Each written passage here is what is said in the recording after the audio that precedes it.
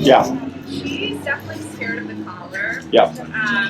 And it's mainly like the act of putting it on. Sure. I'm not too worried about it. It'll just take time for her because she was scared of the harness. Sure. She was scared of her first collar. She's scared of anything on her. Sure. And then she gets used to it with time. Yeah. But this morning I had to put on the collar outside because she definitely peed out of fear in my apartment when I was putting it on. Okay. She used to do the same thing though when I first got her, literally with the harness, with the collar, with anything on her. Sure. Like my hands, I could do anything with her. But if I try to brush her teeth, any type of tool, she cowers and she pees a little bit and she runs away. So she's yeah. But with it on, she's. I tried it at the dog park. Okay. Like at Wigglyville, whatever it's called. Yeah. Only when because she is very good there with me, and she spends more time with me than other dogs there lately. Okay. So, but I did use it a few times when she was like growling at dogs. Oh, sure, to correct her. Yeah, and, okay. and it worked, which was kind of cool to see because it wasn't like for walking. Sure. And she definitely like pulled back and she would stop, but she didn't come running back to me. Okay. She just kind of corrected herself and kept running with dogs, so she seemed okay with it. Sure. When we got home though, and I took it off of her, she ran away from me. Like she was so scared. And then it goes away in a few minutes, but it's that initial fear. It's interesting because she seems like when I look at her here, she looks completely like, aside from the shaking, like stable. Yeah. And alert. You know. That's what I'm saying. Is like I'm not too worried about it. I think it'll take time. It's also bulky, and I think like a few times she's tried to shake her kind neck. of thrown her what off. Is this? Sure. So we've also transitioned to the harness. In the last several months, she used to just wear a collar, but she would always slip out of it. And like, the harness is better for walking too, like for her not to pull as much. And so it takes time, but overall she's done well with it. I adjusted it to 15 for her because when we left here and I tried I think we were at 18 or 19 here. Sure. She yelped and she ran into me, like she headbutted me by accident because she was like, it was just too sure. much for her, I guess, in a different environment. Yeah. So it's been 15, and even at the dog park, 15 has worked well. Okay. So. When you use food to like counter condition, I'm sorry. I just laughed because she doesn't like. You can see now I have treats in my pocket. She won't eat them. Sure, but are you using regular dog treats or? I use chicken sometimes for her because that's her high value treat, like chicken or cheese or something. I don't have that with me right now, but that's sometimes what I use, and it works if there's no like fear, I guess, or like distraction. Sure. Even if I stuff it in her mouth, like she'll just kind of like look at it and maybe take it in and drop it. So. Does she is she free fed at all or no? What does that mean? Free fed when you leave the food out all day? Yeah. Okay, that can be part of it. Okay. So whenever I get a dog that's a picky eater, a lot of the times people free feed them. Okay. So what I would do, because we want to take advantage of everything that we have, is, and this will actually help with your other training stuff, is for her food, like how much does she eat a day? She eats less than I would like, but twice a day, ideally. Okay, and what's the total amount of food? I do about 3/4 of a bowl dry food, because she is small, she doesn't eat as much. Sure.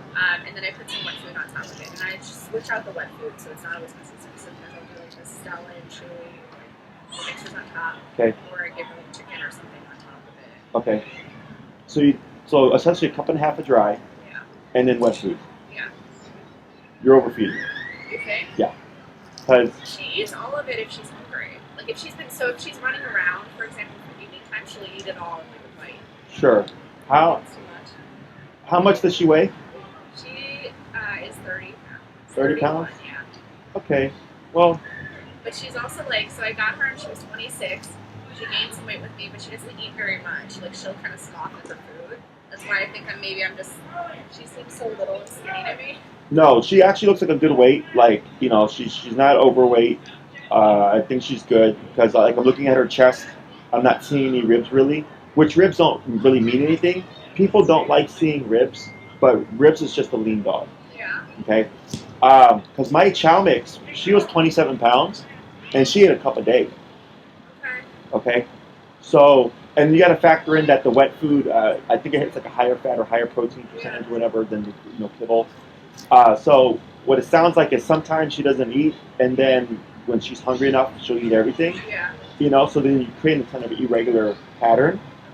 My dogs will eat anything that I put down, and the way I go about it is And if she's kind of a picky, would you say like a picky eater or? I don't know. I think yes, but then like you said, like she'll kind of go back and eat it eventually if she's hungry. Okay. So yeah, she's a bit of a picky eater with the dry food. Okay. Is if you like rotating stuff too much can also create. Well, so I got her in February. Sure. And so in the beginning, I had one food for a month. She wasn't crazy about it. I got another food, and like I'm trying to find something that works for her. So I found something that kind of works for her, but sure. We've stuck to it for the last several months.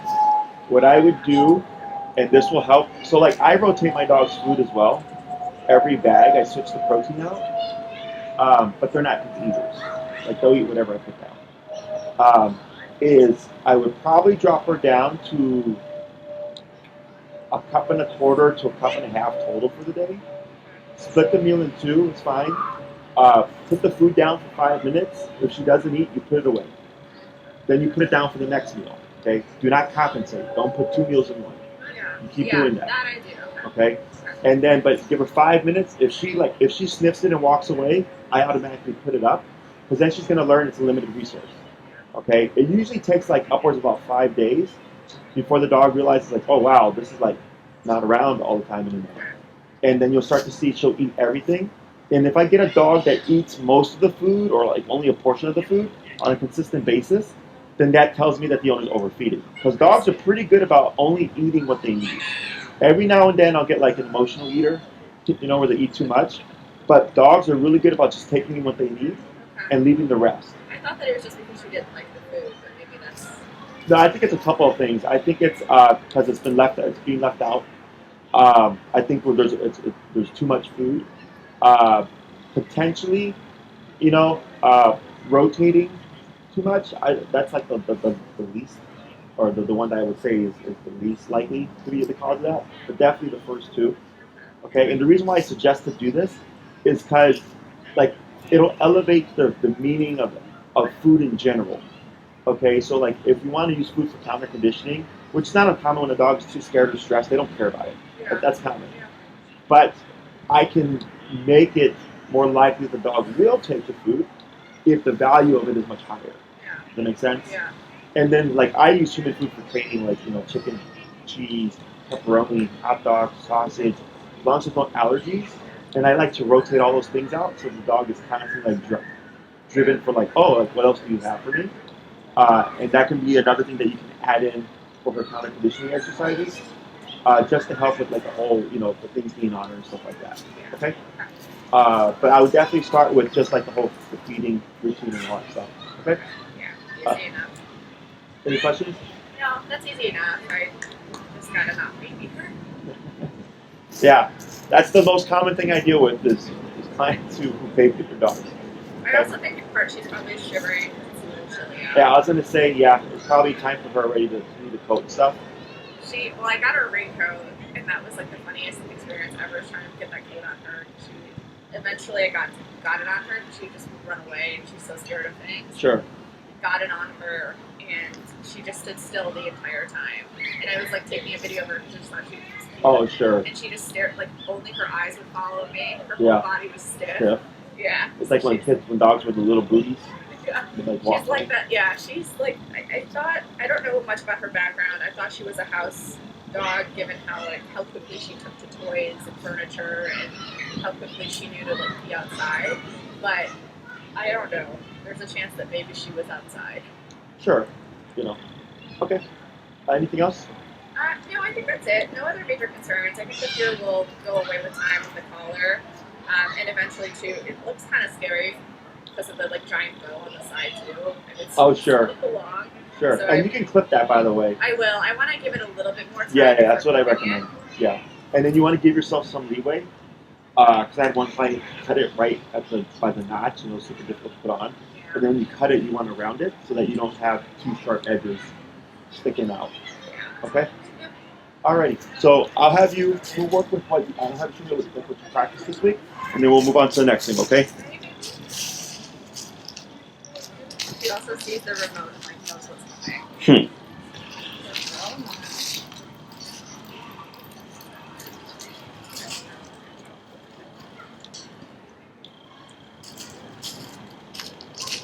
Good.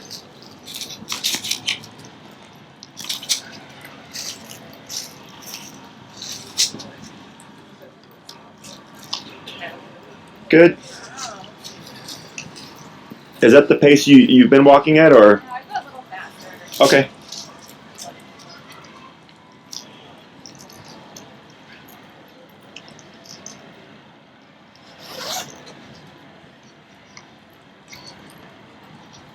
It's savvy at crosswalks. Mm-hmm. She's 50-50 on that.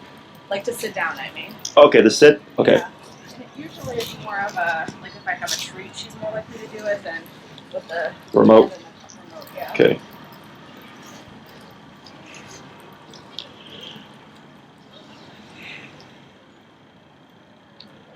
Good. Now I'll have you like stop like right there, okay?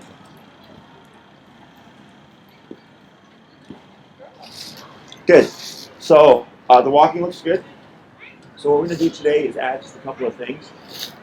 So you have food with you? I have, yeah. Did you take anything earlier? No? Treats? Or Yeah. no. I thought I saw you like try to give her something. I'm gonna take it. Okay. So what we're gonna do here is when the brain locks up, it'll do the stress or whatever. Food kind of goes up in the bill. So it's like if you're in a burning building, like the last thing you want is like a brownie on the way out. Like we're just like trying to get out of here, right? So same thing for the dogs. When they're under stress, they don't care so much about food. So we need to kind of break through that lockdown. When you've tried to make her sit, you said it's 50-50? Yeah, it's 50-50 at the crosswalk, mainly because I think she like wants to go. Sure. But also, I don't know, it's with the collar, she just doesn't really, she's just good at it. Okay. Is that just the front clip harness? There's no back clip on that? On the harness? Yeah. Yeah, it's the front clip. Okay. Do you think it's really good? No, it's because with the harness, because it's on the front, when we do the up and downwards motion, we need up on the neck, down on the butt to get more leverage. But here, since it's located on the front, if you pull up, all you're really going to do is sway her arms over. Yeah. Makes sense? Yeah, and the other thing is like she's actually decent at the sit command. Right. Like on its own, so. Right. But so, because you're thinking about like what she knows, and I'm thinking about pushing her from her out of her comfort zone. Does that make sense? Yeah. Because last week when you did it, there was tension, Yeah. right? Where she was like tight and she didn't want to sit. That's the brain locking up. Okay. So what I'm trying to do is get her over pressure, because pressure is stress. Pressure is like, I don't like this. How do I get this to stop? Yeah. And the more you put a dog through pressure, and they learn that the only way for it to go away is to just give into it, the better they are at handling stress. So we're using controlled stress, right? We're using training and the e-collar and stuff to create discipline, all that stuff. But at the same time, she's like, what the hell is this? Yeah. But then as you work her through it, she goes, oh, like this turns on and it turns off. If I do this, if I don't do this, that's how that works, right? And she starts to associate how things work in terms of that, and that's how we get her over one. Like we get her to learn how to handle stress in a more healthier fashion, but also help build her confidence. Because throughout life, like I remember, well, I'm 33 now, and I run my own business with like 6 to 7 employees, right? And I remember when I was 16, 17, going on my first interview for like Jewel, that was like super stressful for me. You know what I'm saying? Yeah. And then I went on so many interviews. I've had, a couple of jobs, and I started my business. And I didn't start off with 7 employees. I started off as me. And then I grew to 2 employees, right? And then I grew to like a handful of employees and a facility in Logan Square. But had I started there when I was 18, 20, there's no way I would have had the capacity to handle that. Does that make sense? Yeah. So stress is good. Stress builds confidence, and you have to learn how to work through it. So for dogs, it's not the same, like in terms of stress. Like she doesn't have bills to pay. She doesn't have a pandemic that's like, caused a recession and all that stuff to worry about. She's just thinking about, the current present that's happening. Okay? So physicality is healthy for dogs. It's how we toughen each other up. It's about how you apply it. Okay? And that's what people are concerned about. Like, I don't want to make my dog scared. I go, neither do I. But that's why we're not yelling. That's why we're not screaming. That's why we're not being overly aggressive. That's why we're not yanking the dog. Because all that stuff is too much for the dog. The physicality isn't what causes issues. It's either one, that people don't trust them, or two, they baby them, or three, they get too frustrated. And then, like, you know, they're yelling at the dog because the dog's not listening. Does that make sense? Yeah. So here, that's why, like, last week, it was very quiet, you know, just tapping the button back and forth. And yeah, she was stressed out and stuff, but, like, I look at her here, and I'm like, this looks... I didn't even tap it at all during this walk. Good, and she was doing great. So then we don't do anything, right? But we need more stuff to help kind of condition her. So we're going to break through all those things. What we're going to do is we're going to first start with the sit. That's going to be the hardest part, okay? So she already put her butt down, that's fine. Now when she does do this, even if it's on her own, what I'm going to have you do is give her just a kind of soft pet, good girl, just to let her know that's what you're wanting. And then you're going to start walking, you're going to come to a stop, and we're going to start going into those pressure sits, okay? So I'm going to have you just try a couple so I can see where she's at.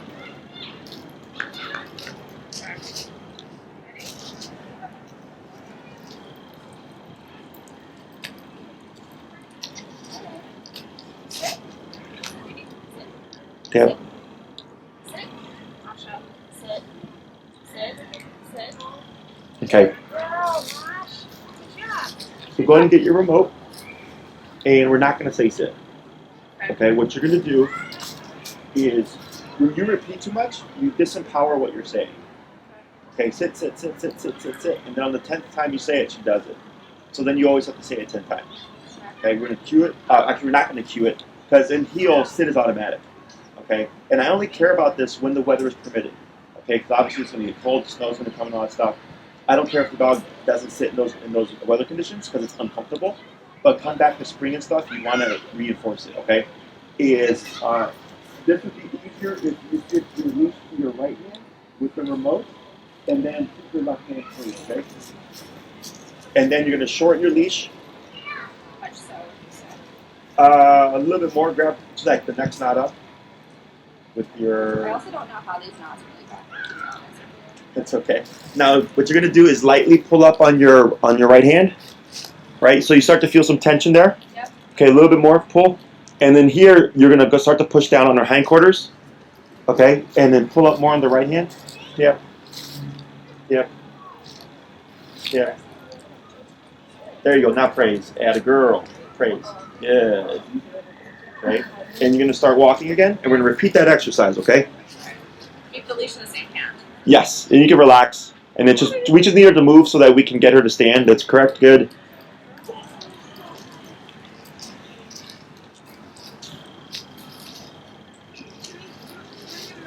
Good. And praise. Add a girl. No, on your straight. I don't know. I'm not pressing the remote at all. You want to make sure you press it. Oh, I do have to press it. You do have to press the remote. Tap. Tap. Good. Good job. And a couple more. Ready?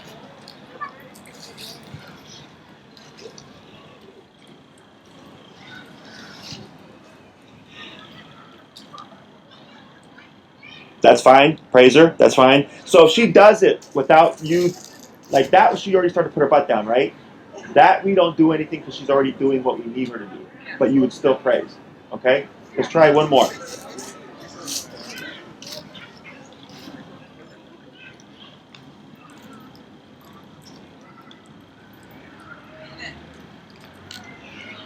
Yeah. There you go. It's okay. And praise. And a girl. Now we're going to pause for a second. Okay? Good. What, your number's at 15? Yes. Okay. So. No. It somehow got up. Oh my gosh. It got up way higher. It must have been in my hand accidentally just now. This is the first time. It went up to 23 by accident. Okay. It's way too high. 15 is what usually we're doing here. Okay. But you're tapping? Yes.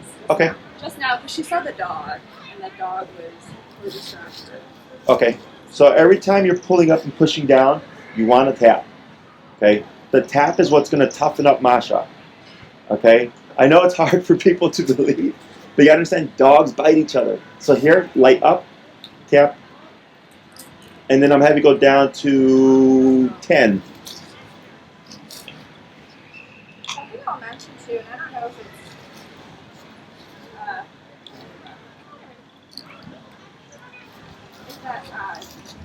lead. Luckily not this week, but the week prior, and it's happened multiple times where she was sitting on the couch with me, or across me or whatever, while I was somewhere else, and she was just shaking inside and panting and shaking. Mm-hmm.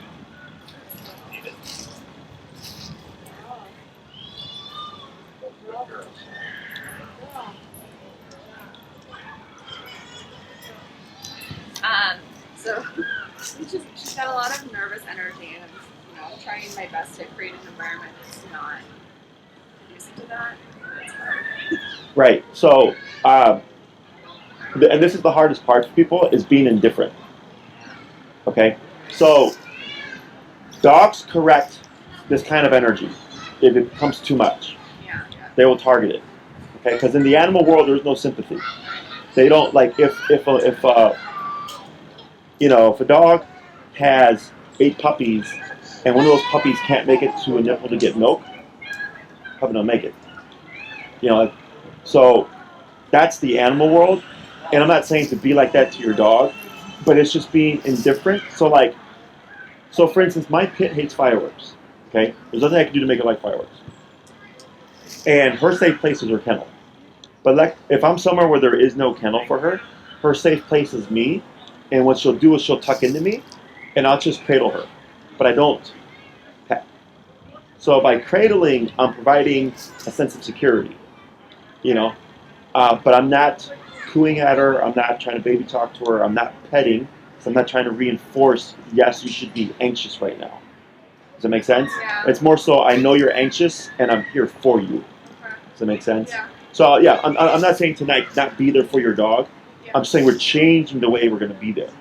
Okay? It's like, I'm trying to balance out how dogs operate, but also at the same time, the human component. Okay? So like here, she was responding to the pressure, but I'm going, but you need to bite her. She needs that physicality. But then on that 15, I saw it was a pretty big jump, so I was like, go down to 10. Right off the bat. Like, I recognize that, right? So I am adjusting according to Masha. And then up. Yeah. Good. Up. Yeah. Good. Right there. Good. Is, again, just the way you present yourself to her.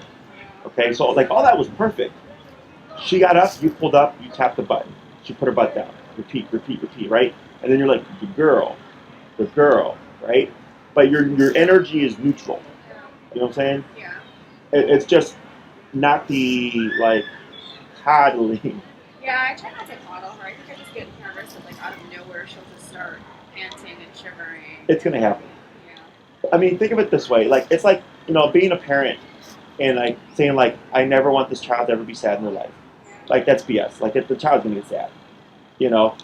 Same thing for dogs. The thing is, dogs don't think past future. They think present.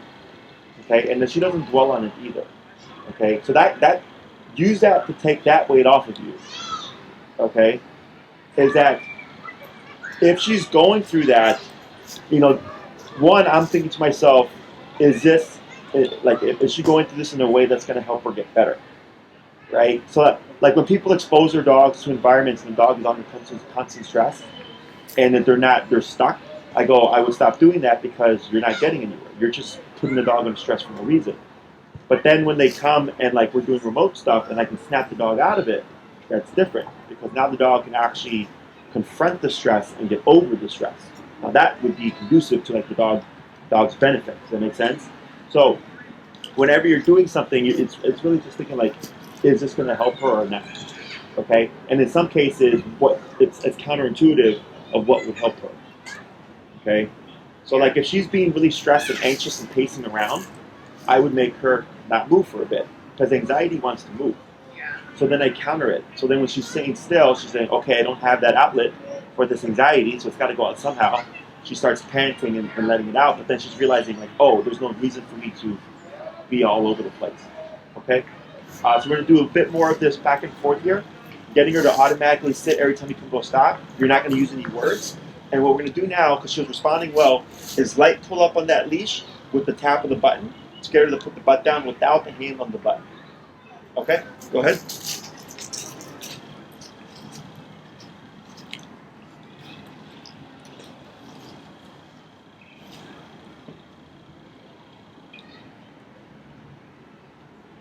Good. That was fine. That was fine.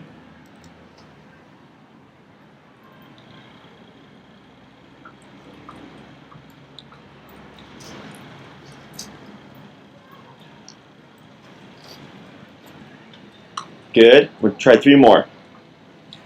Again, I think she sees the remote. Try putting, now that she's doing better, put the leash in your left hand again and keep the slack like how you, like the shortness of it, how you have it, and then put the remote in your pocket. There you go.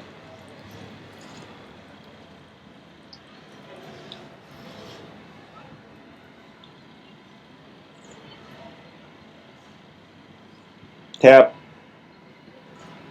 There you go. Praise. Atta girl.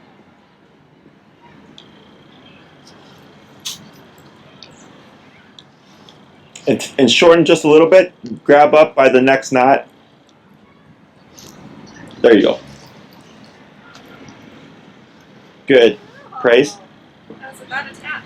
Good. 2 more.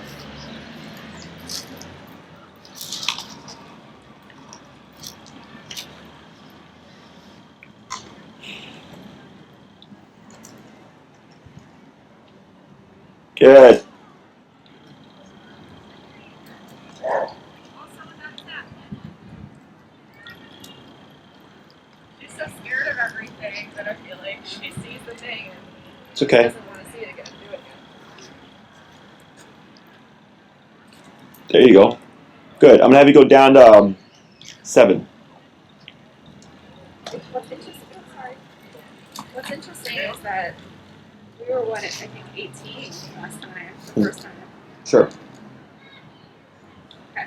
And then here, because I'm going to have you reinforce this, go ahead and light pressure up, tap.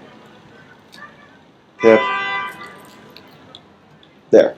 Good. And praise. Good. So every time you come to a stop, it's automatic that she's going to do this. Okay? So now we're going to make things a little harder.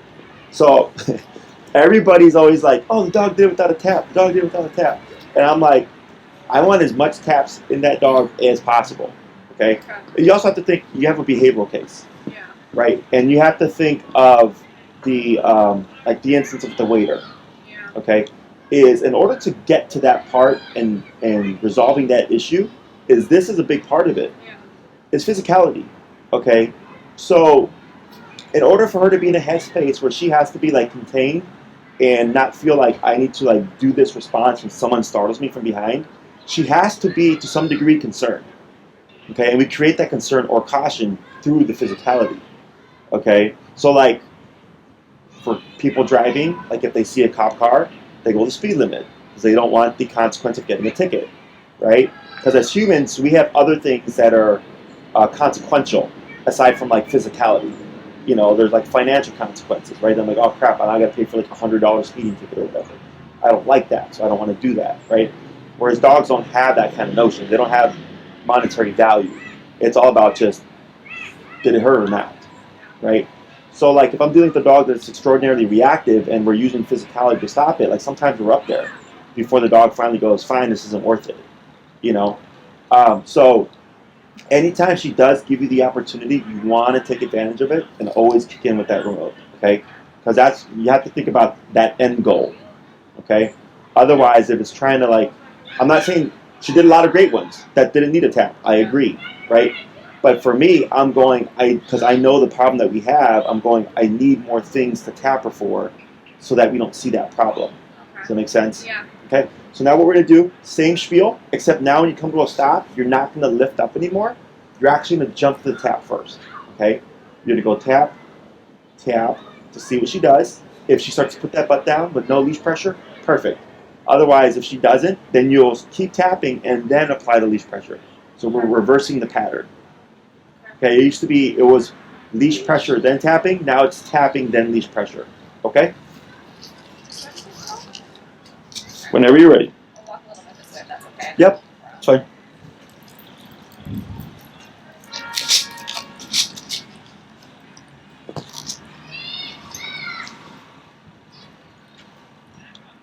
Tap. Right? There you go. Good.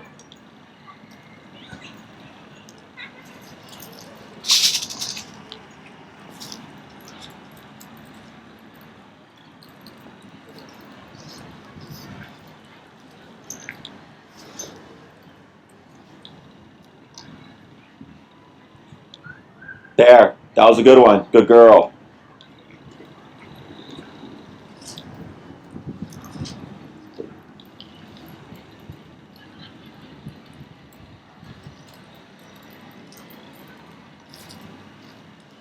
Good. Even better. 2 more. Yeah. That was a good one. I agree.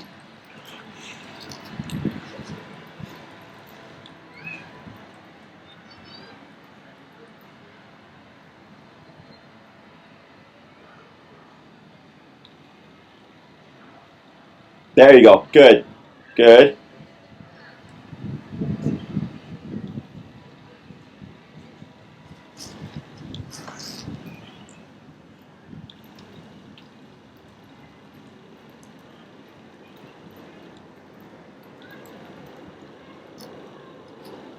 Excellent. Good. We're going to pause right there. Good. So with the taps, there was a couple of them where it took 2, but she responded to it, right? So, and then last week she didn't want to do anything with it. Okay, that's the progress. Now it doesn't seem like much, and it's really not the sit that I care about. Okay, I could care less about the sit. It's the remoting, it's the pressure, it's the consequence behind the sit is what I care about. Okay, so the next thing we're going to do here is we're going to add a formal word to this. So heal is a package of behaviors. Heal means walk with me, stay with me, sit when I stop. Okay, which is why we started teaching this. So now what you're going to do is you're going to cue the word heel, and then you're going to move forward with the left leg first. Okay? So you would say heel, and then before the left leg, you would walk like you normally do, come to a stop, then tap for Masha, put the butt down, wait a moment, and then when you're ready, heel, and then move forward with that left leg again. Okay? I'm going to have you repeat that pattern 5 times. So you're going to say heel, move forward to left leg first, walk for a little bit, come to a stop, tap Masha for the sitting position if needed. Wait a moment. Cue the word heel again, and then move forward that left leg. Okay?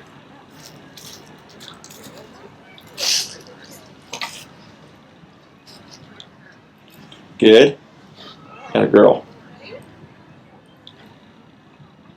Tap. Tap. Tap. Tap. There it is. Good girl. Good.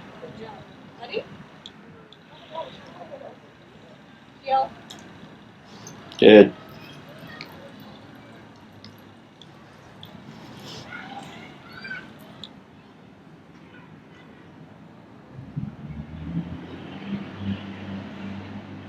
Nice. Good. Good.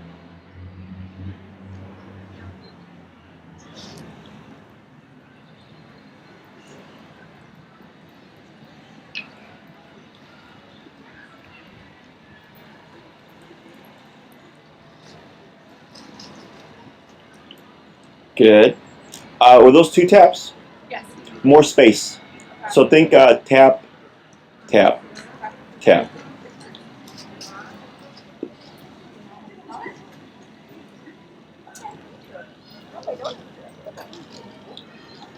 Good.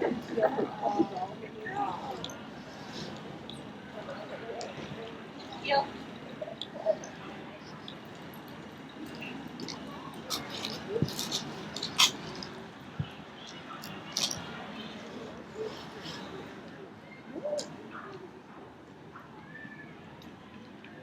Good.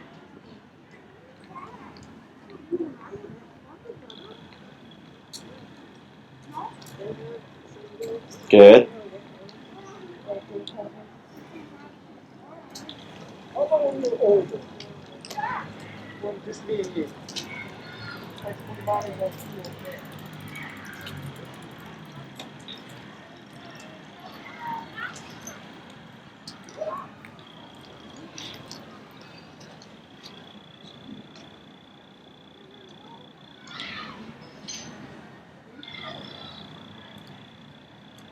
Good.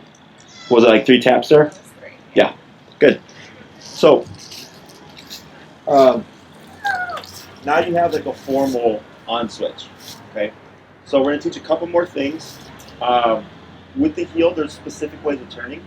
So I'll go over that with you. Underwear. A mask. laying around. All right. So, the reason why we were doing that specific left leg movement is because of him. Sorry, I also care for my mom, so anytime I get an alert, I just want to make sure. Sure. It's fine. Okay.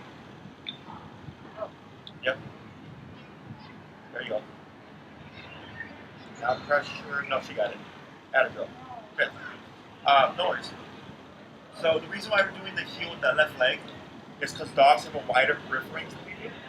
So since you're here and you say heel, she sees that leg and it means now we're moving. Okay. So when we do our turns, because you know when you're going to stop and you know when you're going to turn, is we always want to make sure we slow down first prior to any one of those things.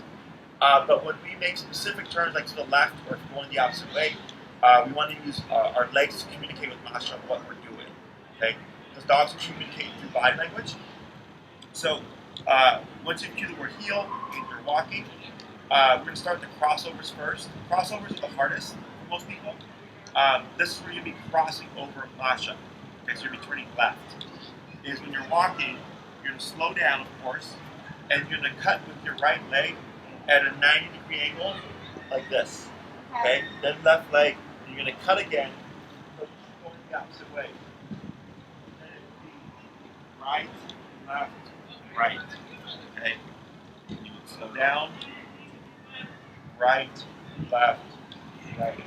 That's a very sharp turn. Right, left, right.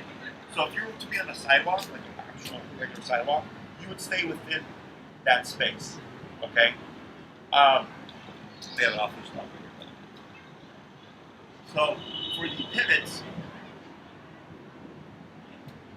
she's not social like I know you said she was. She is. She just like her recent thing is that when she wants to play, she'll growl at the dogs. Okay. And that like no, she loves playing with dogs. Okay, because earlier you said you were at Wiggly Field. Yeah. Okay. Yeah. She loves it. She just like now has her friends and everyone else kind of sucks. So. Gotcha. Okay. So then we have the pivots, which are the so like last week you were doing correctional pivots like this. Every time Masha got ahead of you, you're just moving this, right? So it's the same kind of turn, except this is when Masha's actually paying attention. Is again you would slow down, and you're going to extend your left leg back to your right leg, and forward the left leg on the opposite. So it's left, right, left, right. So if you step forward left, then back on your right, then to your left, or to your right, I'm sorry, to your right. Yeah, like that, okay? So it's a 3-step motion, much like the left turn. The left turn is right, left, right. This is left, right, left, okay? So left turns are right, left, right. And then the 180 pivots are left, right, left, going to your immediate right. Okay, and I'll coach you through it. Okay. We're gonna do these in batches, so we'll start with the crossovers because that tends to be the hardest for people. So you're gonna pop on your heel first, and then I suggest hugging if you're staying here to the right of the sidewalk because it'll give you enough space to turn left. So if you're here, this is good. It's good space to be within the sidewalk, and then I would hug over here, so I have enough space to turn over here. Okay. If you find yourself in the grass or something, you probably just need to put the heck. Just so you know. All right, I'll coach you through it. So go ahead and pop her on the heel. Heel.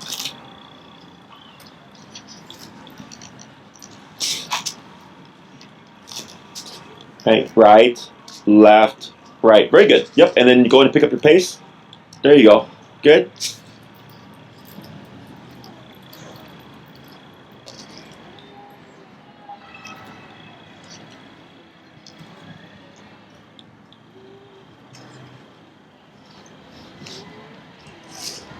Good. Yep.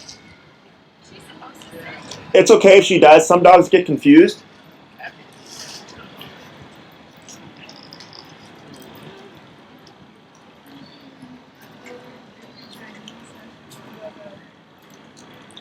right, left. Very good.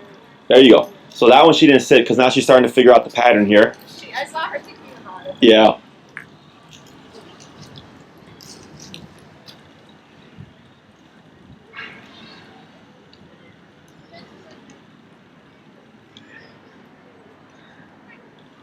There you go. Much better. We'll try a couple more. Those are good.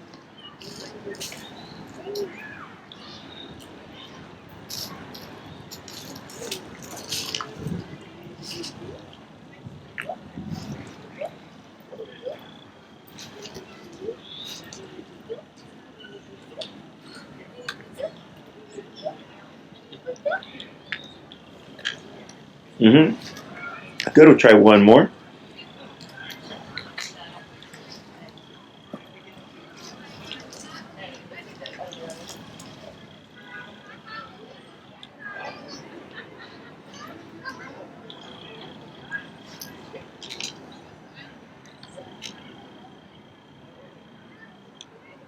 Good. Very good.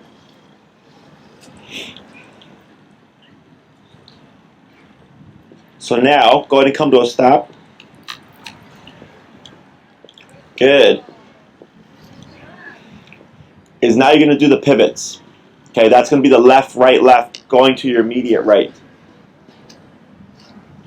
So left. Wait, what am I? So step out left. So step forward left. Keep straight. Yep. Then step on the right, and then swing to your right with your left, like, but to your 180. Why am I not understanding this? Wait, left.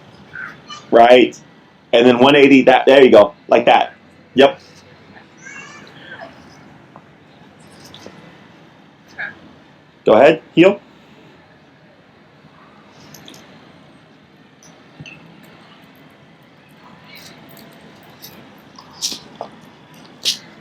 Left, right. There you go. Perfect. You got it.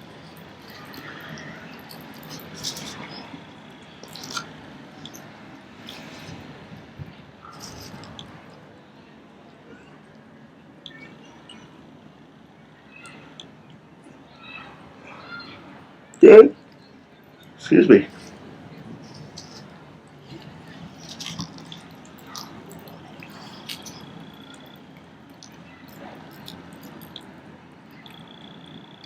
Excellent. We're going to do 3 more.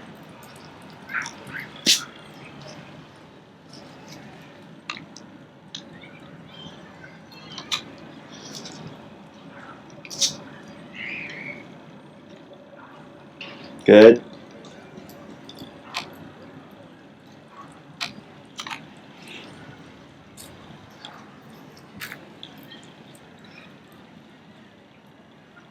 Excellent. One more.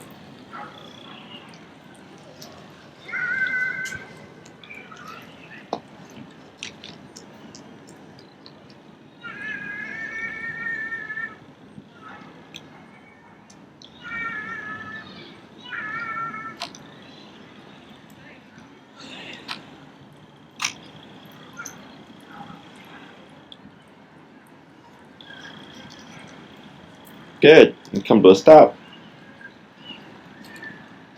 Excellent. Good girl. Good girl. Okay.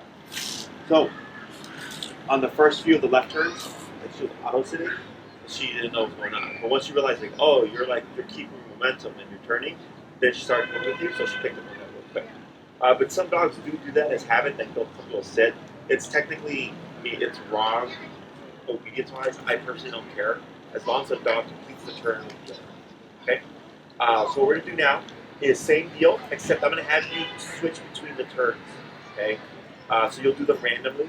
You'll do left turns and pivots just to get used to them, but also just to see how well she's reading your body language. But when you're doing all this stuff correctly, there really shouldn't be any need for the remote. When you're doing the turns, it's all through body language. Okay? The remote is only when she's not paying attention, and if she's forgotten to put her butt down.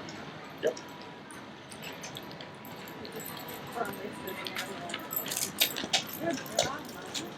Okay. Yeah, girl. So go ahead and try that. Go ahead and pop her in a heel, and then you'll go ahead and do these turns interchangeably, okay? Alright, ready, Masha? Masha? Heel.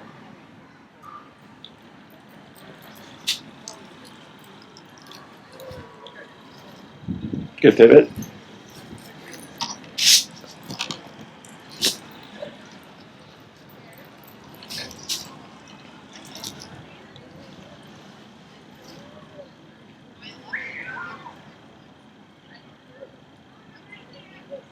Right. Keep going. You got it. Try just scooting around. You got it. There you go. Like that. Excellent. You got it. Good job. That you use your body for. Okay, because if you tap her, it's going to pop her out of position.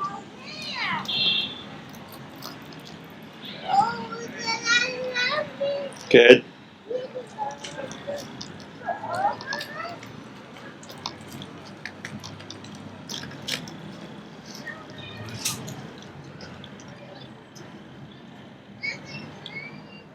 Good.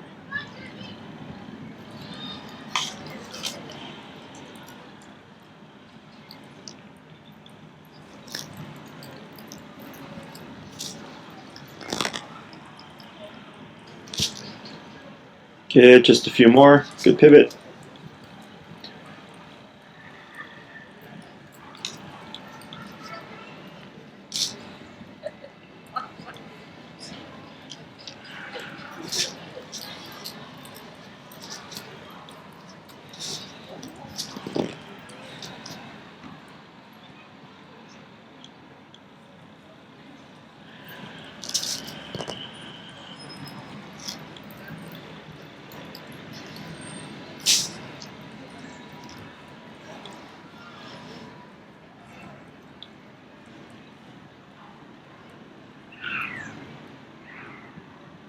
Good.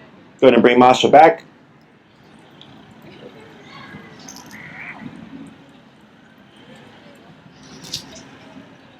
All right.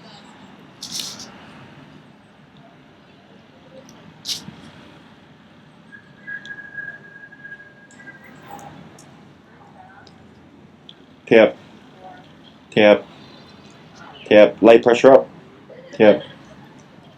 Atta girl. Good. May have been poor contact. Or too distracted, maybe. Good.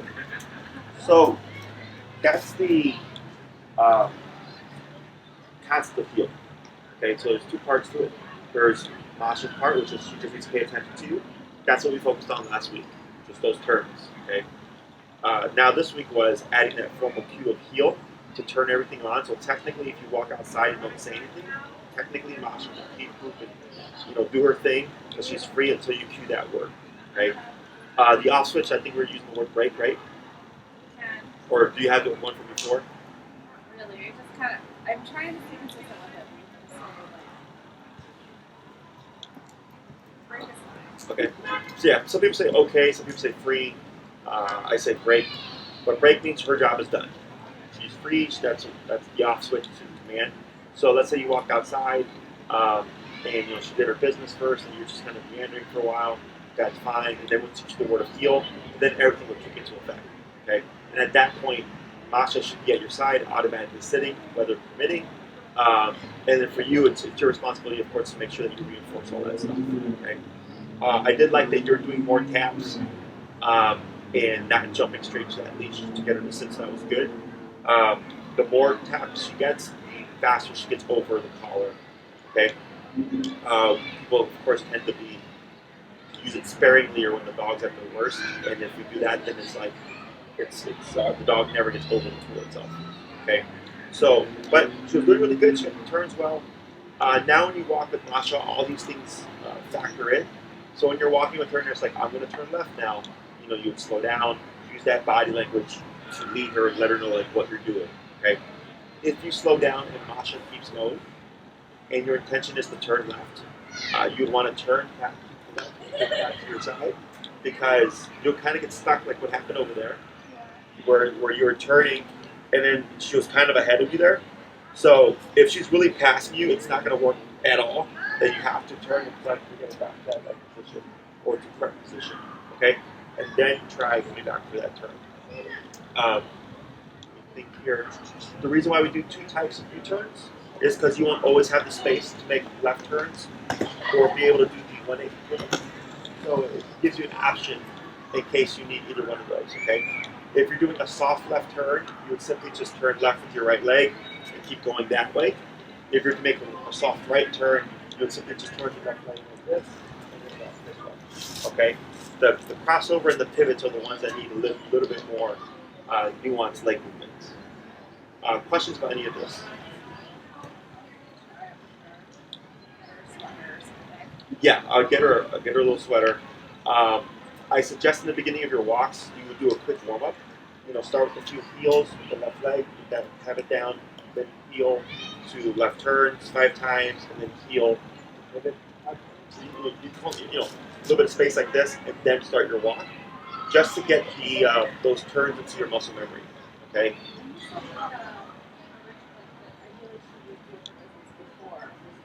Correct. Yeah. If that's easiest for her, I think that she's, because it's all like confined right now for her with the collar, that she probably won't go to the bathroom with it on. Sure. Yeah. And that's common in the beginning. Yeah. So then, if that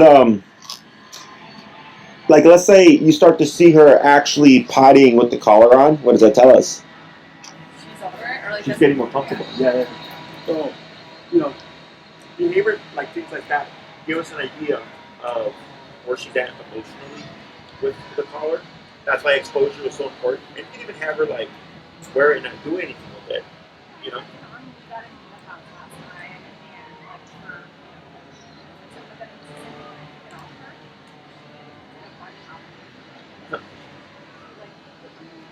Sure.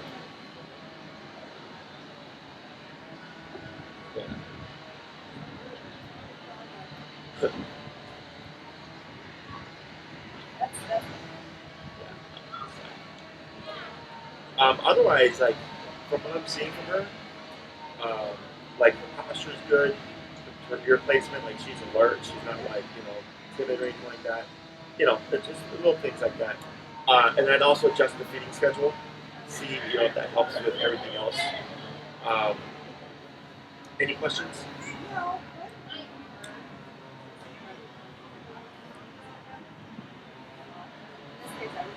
Correct.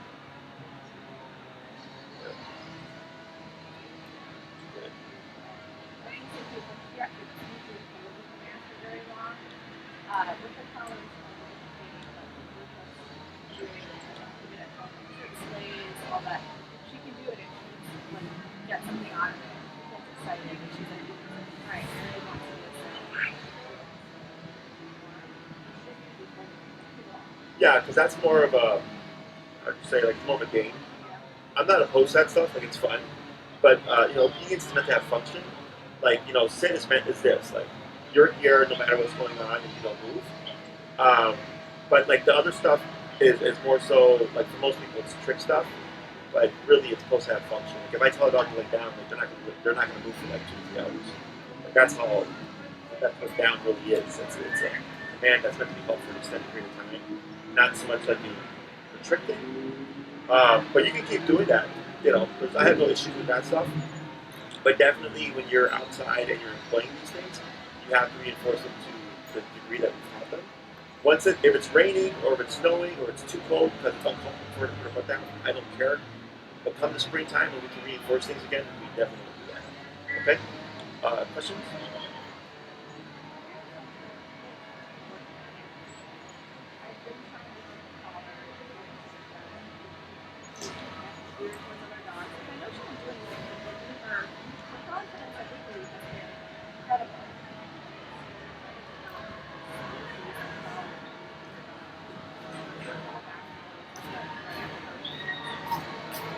Oh, really? Sure, yeah. I see that.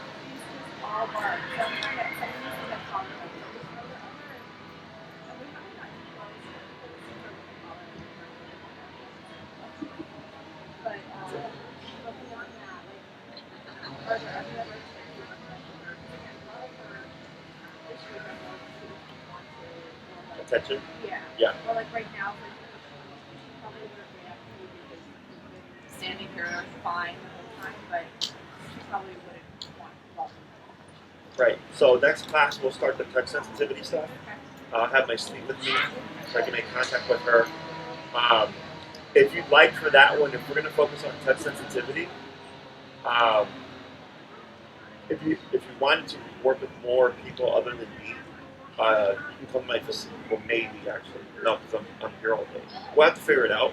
But otherwise, I'll bring my sleeve here and I'll do some touch sensitivity stuff with her. I even have an exercise that I teach to start getting her to warm up, open up to people, so we can focus on that. If it ends up being like a bad day or whatever, where it's like rainy and stuff, then everybody will get moved over. And the reason why I was proposing that is I have my employees that can help them come out and do more touch stuff with her. Did we talk about muzzle conditioning or anything like that?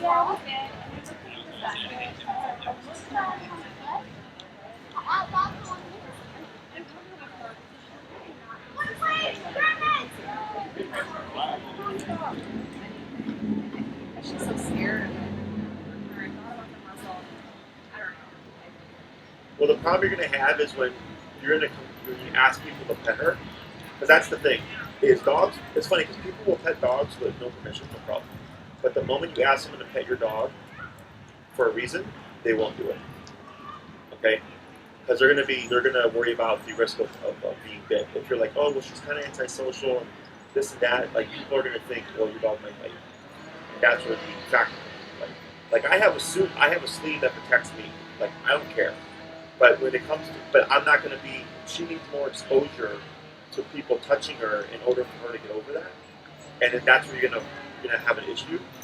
And I recently just had a client who I told them since consultation to do the muzzle conditioning with their dog, and they did it, and it was terrible when we tried to force condition. Okay?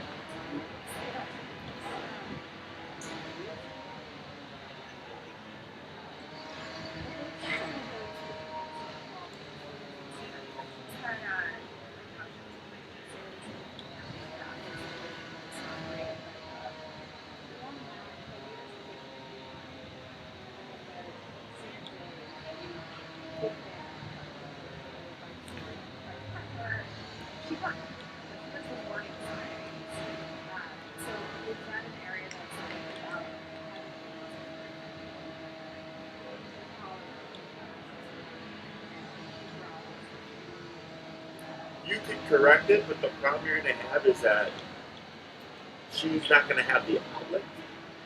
So, like, for her to really understand that the biting isn't the problem, is she has to try to bite. Okay? That's why I have my sleeve. With my sleeve, I can touch her, she can bite it, we can correct it, no problem. But then with people, like, if you correct the growling, nothing is said, like, but you can't bite. And that's how most trainers approach it. Like, they'll, like, do all the, like, surface level stuff. But the dog still hasn't bitten anybody. And that's why I have my suit, that's why I have that sleeve, because I need to press the dog beyond the comfort zone to make sure we get that out of the way. But then the muzzle is present so that people who come after me aren't like worried about, am I going to get bit? Trust me, I've been doing this for 10 years.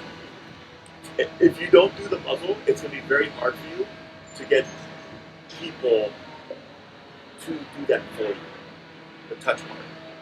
That's where you're going to fall short. Now, if you go, look, I don't care about people touching her, then I go, okay, then we'll work around it.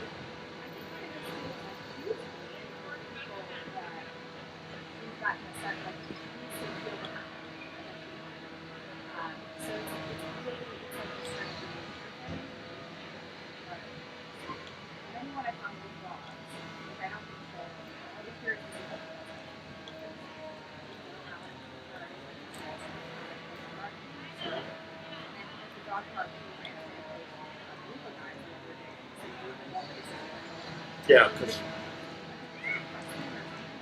she was in a social state because of the dog park, but then also, like I've had people who tell me like, my dog is scared of people, but if they have a dog, like it's like the dog acts as a bridge, you know? So that's not uncommon. But, you know, I'm thinking about like when you're at the patio and it's unplanned, think about like, you know, the big man at the store or whatever, or like when there's a lot of kids, so like camping, you know what I'm saying? There's a lot of factors. So I've been in this situation before, you know, when it comes to muzzle and stuff, and everybody progresses at their own rate, if you will. But I know what ends up happening is we end up getting to a certain point, the muzzle's not involved, and then it's like an even longer program because now we got to get the muzzle stuff done. Because we don't even know how she's going to take to it. I mean, the assumption is probably not well because she doesn't like stuff anyways. But now we've lost we're going on 3 to 4 weeks of work that could have been done to get her ready for it.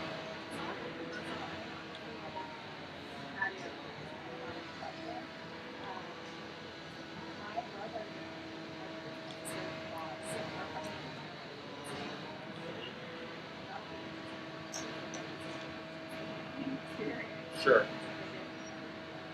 Sure. If they're coming straight into the home, definitely muzzle, I think would be beneficial. Otherwise, if you don't have the muzzle by then I would greet with them outside. Oh yeah, that's what I've been doing outside.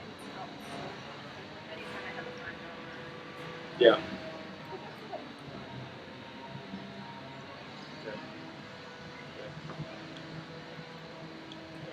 But you see her response to that? Remember earlier how jumpy she was?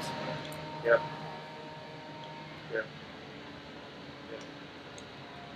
And now she's taking it much more subtly. Yeah.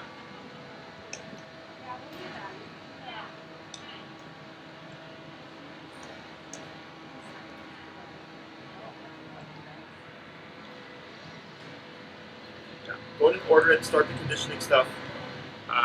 Because it's definitely something you'd rather have and not need it, or if you end up not needing it, great. But the socializing with people stuff is where you're gonna fall short if you don't have that. Okay, so we'll see you in a week. If anything pops up, you let us know. Otherwise, she was doing good today. Okay, you're welcome. Take care.